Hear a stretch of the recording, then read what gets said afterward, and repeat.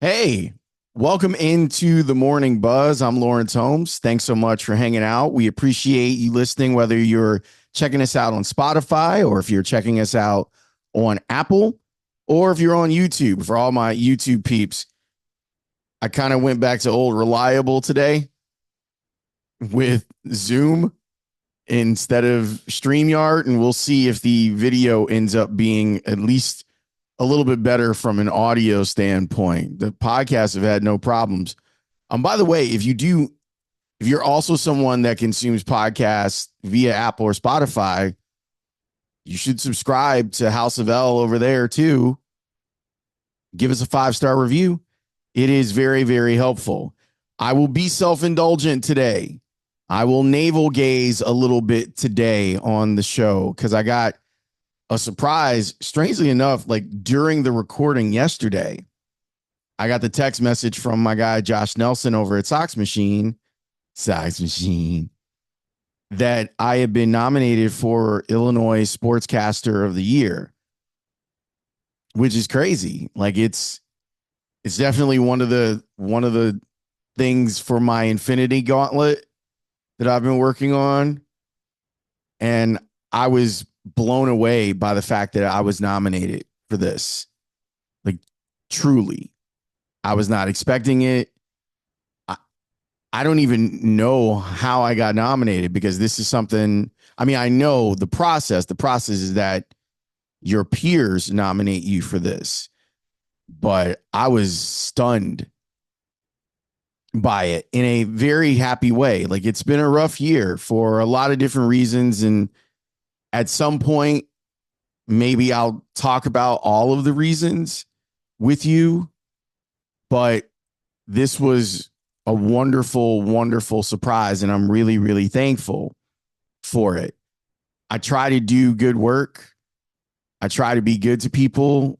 Those things are very important. People who know me, who have worked with me, know that I believe in a code of lift as you climb.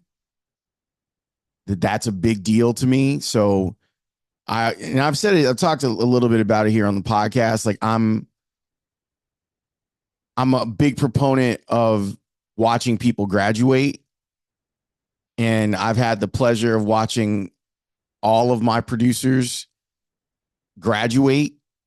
There's still a couple that I owe. Like, I feel like I had already kind of paid my debt, like to Tony and Herbie and Roki and Joe and Tanny. A lot of the people that were there with me on the nighttime show and then came over when we moved to middays. I guess I still owe a debt to Ray. So I got to figure out a way to help Ray graduate to whatever the next thing is that he wants to do, because he's an incredible producer. But I believe in that. And there have been times where I'm like, wow, like everyone graduated except me. And I've been thinking a lot about what the next thing is. Is the next thing powering through and making it to 30 years at the score? Or is it going to try something new when my contract's up? I don't know. It changes from day to day. There are days where I'm like, yeah, like this is going to be it. And I'll do this for 4 more years and then like retire. And then I'm like, you need a new challenge. It's hard sometimes to like stay where your feet are. That's kind of been my goal for like the last 6 months, though. Since the NBC Sports Chicago thing went away, like I haven't been out here hustling and chasing other jobs. I've just been trying to focus on doing radio really well, and obviously what happens here on the podcast. But getting that nomination is like a big deal, especially because I look at this list of people who I'm on it with, and it's humbling to be on a list with people who you know are really, really good.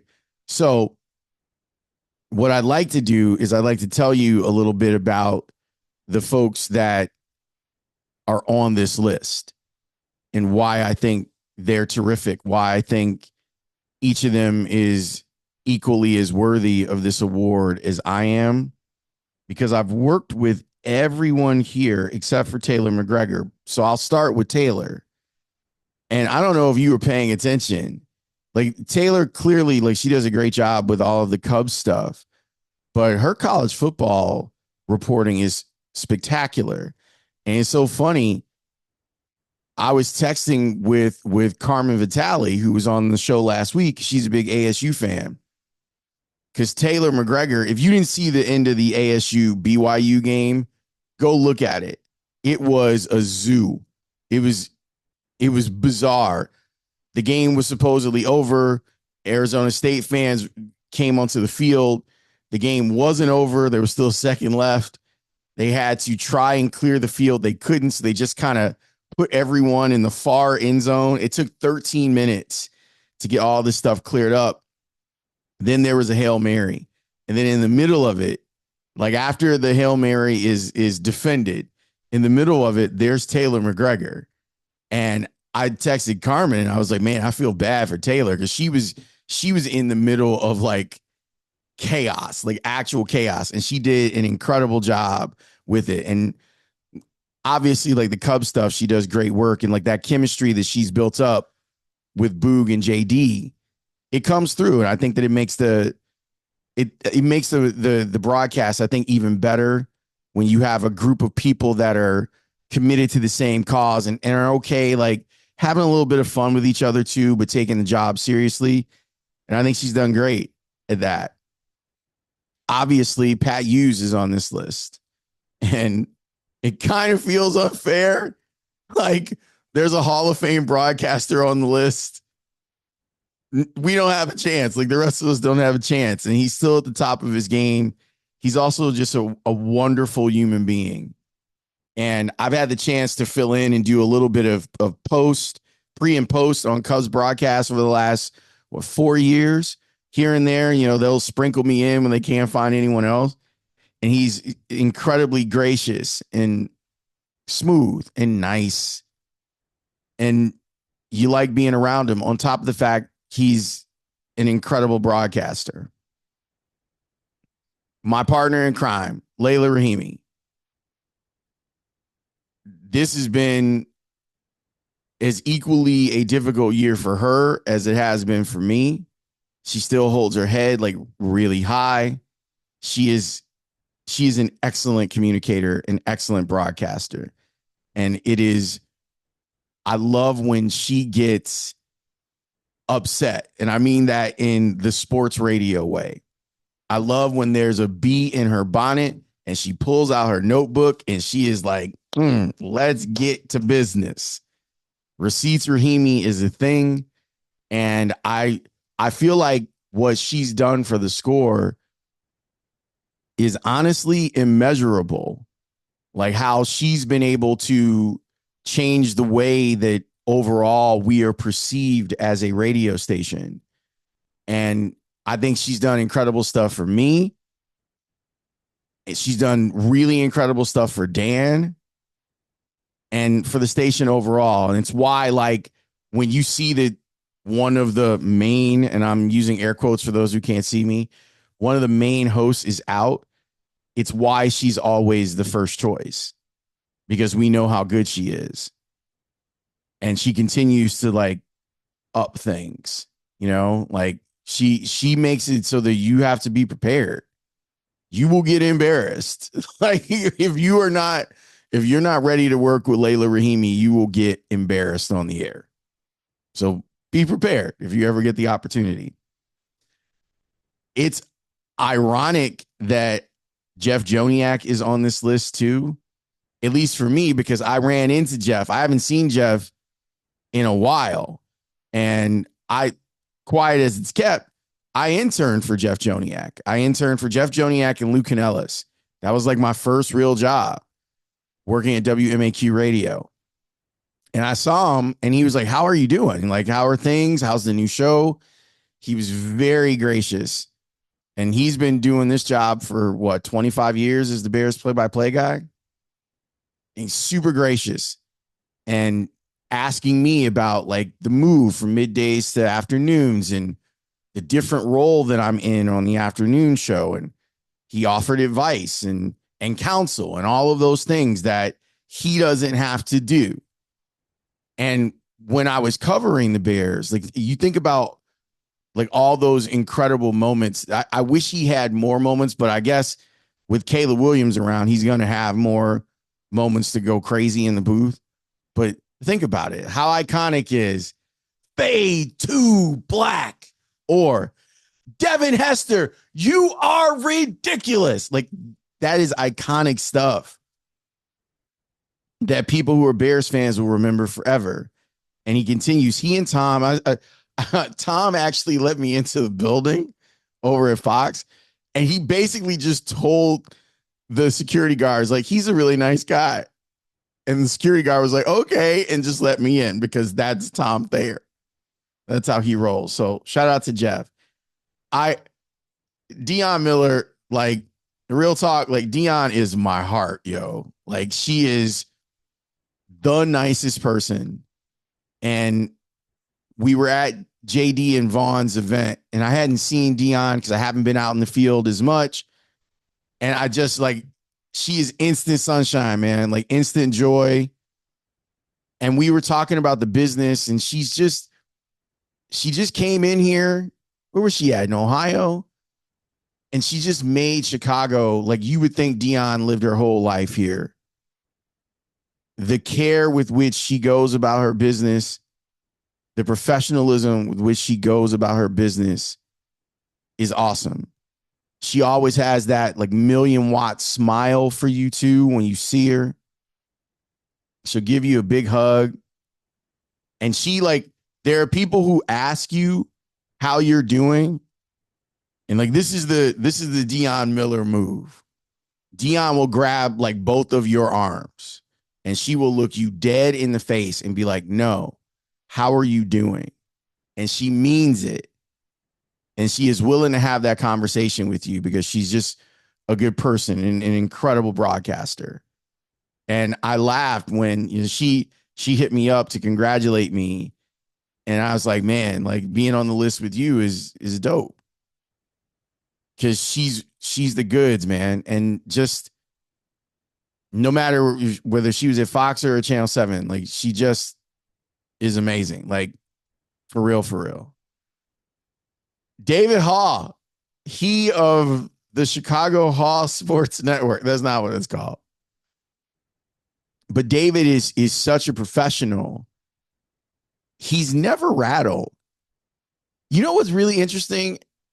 And, you know, David played college football. Like, he downplays it, but he was a starting safety at Ball State. He's been able to master not getting mad on the air. Like, I get mad. You guys see it. You see when the driver comes out of the bag, I get upset.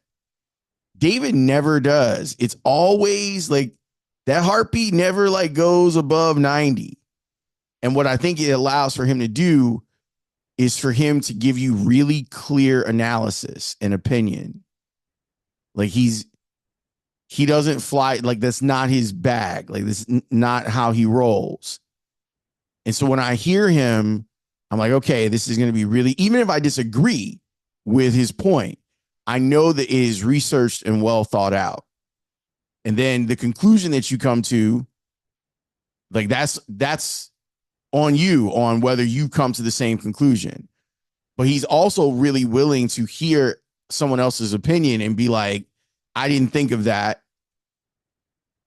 And now let me throw that back into the computer and see how I feel about it. I can't believe, like, I think about how long Mully has been on the morning show, and I'm like, yo, that's wild. I'd have to ask, but I think this combination of Mully and Haw is the longest combination that we've ever had in the morning. I think that's right. Like Mully and Hanley were on for a while, but I think Mully and Haw surpassed that. And, you know, we were juggling shows for a long time there. I'm going to ask Mitch that today, but clearly, and David's work ethic is also, he's one of the people that honestly inspired me to go get my master's degree because he was teaching and I was like, I should do that. Like I could do that, I think. And he was supportive in it. But yeah, man, really great broadcaster. And then my guy, Adam Amin. I think Adam Amin is one of the best play-by-play people in the business.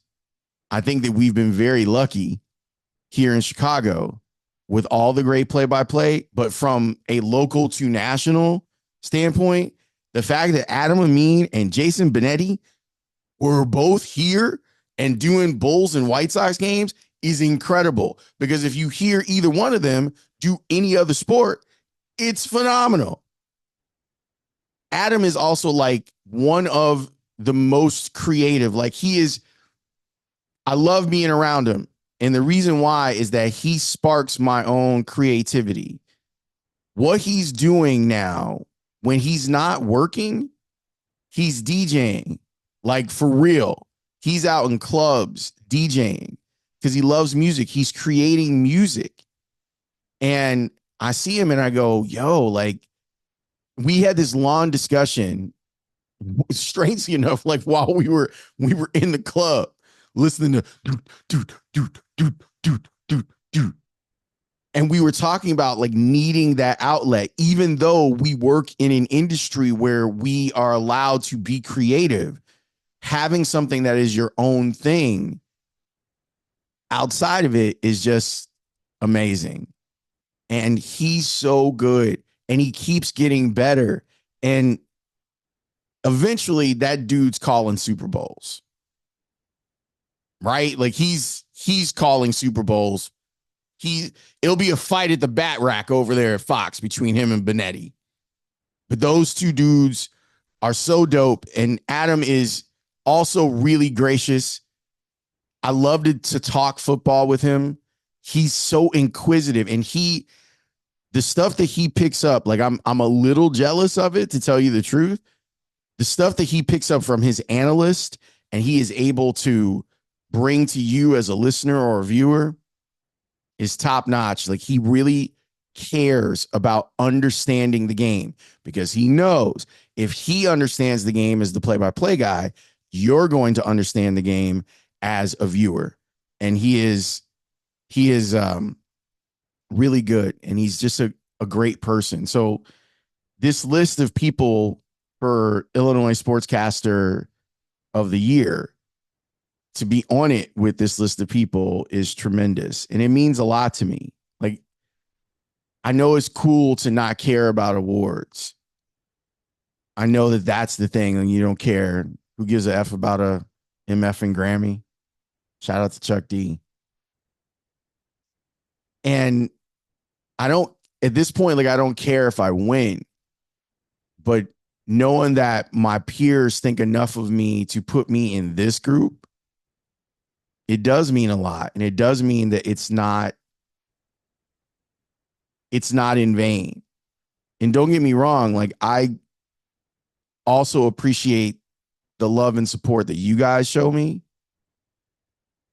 Even just the watching of this or the interacting, it's good to know that you've had an impact and people care and people are watching. Like I talk to my students about this all the time, that you never know who's checking you out.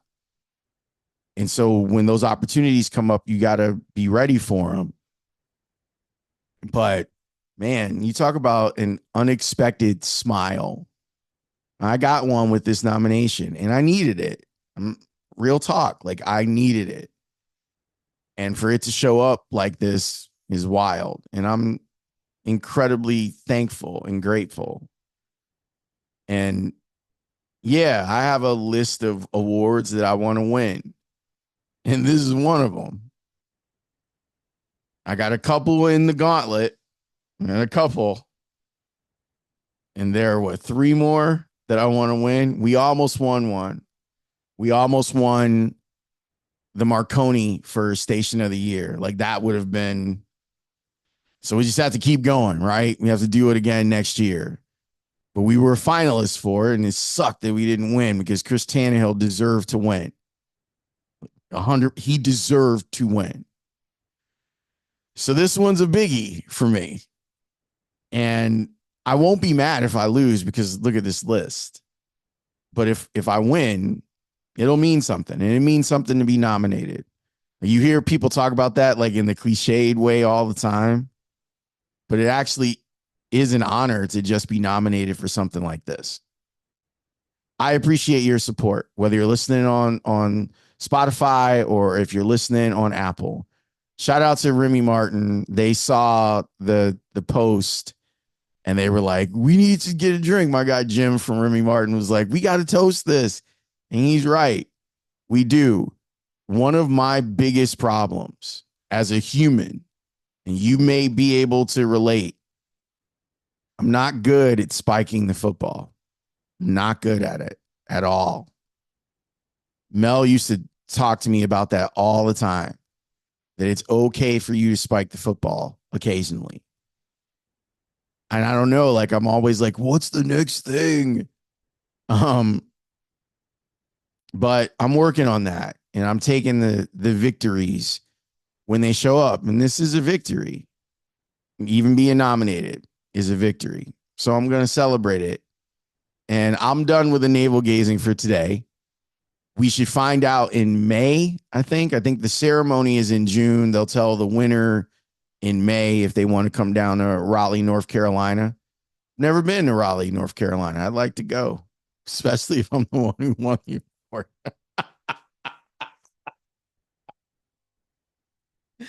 Thanks for indulging me today in my stupidity and my navel gazing. I will talk to you soon. All right. Peace.